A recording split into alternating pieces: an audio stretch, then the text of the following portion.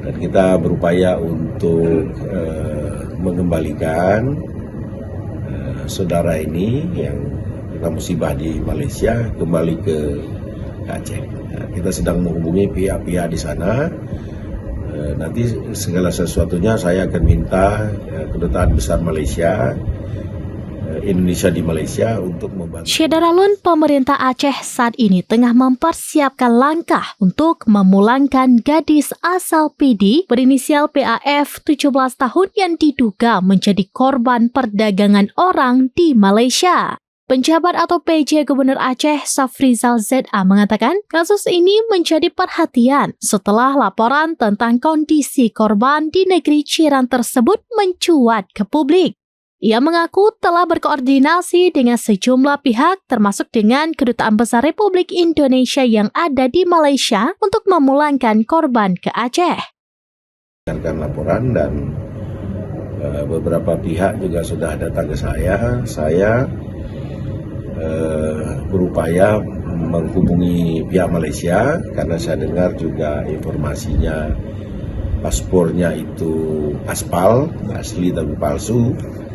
Dan kita berupaya untuk mengembalikan saudara ini yang kena musibah di Malaysia kembali ke Aceh. Kita sedang menghubungi pihak-pihak di sana. Nanti segala sesuatunya saya akan minta Kedutaan Besar Malaysia, Indonesia di Malaysia untuk membantu proses. Kalau membutuhkan biaya pemulangannya, nanti pemerintah Aceh bisa menanggung. Untuk proses hukumnya mungkin dari sini? Ya, proses hukum kami kira karena ini bukan pertama ya, sudah berulang-ulang. Kami kira pihak penegak hukum terus berusaha untuk mengungkap modus operandi yang seperti ini. Karena ini bukan yang pertama, sudah berulang-ulang laporan kepada kita. Kita tetap meminta pihak kepolisian untuk mengungkap agar tidak terulang. Kemudian saya akan mengkoordinasikan Bupati Wali Kota supaya menjelaskan kepada masyarakat untuk berhati-hati menerima tawaran pekerjaan dari negeri lain karena memiliki potensi risiko.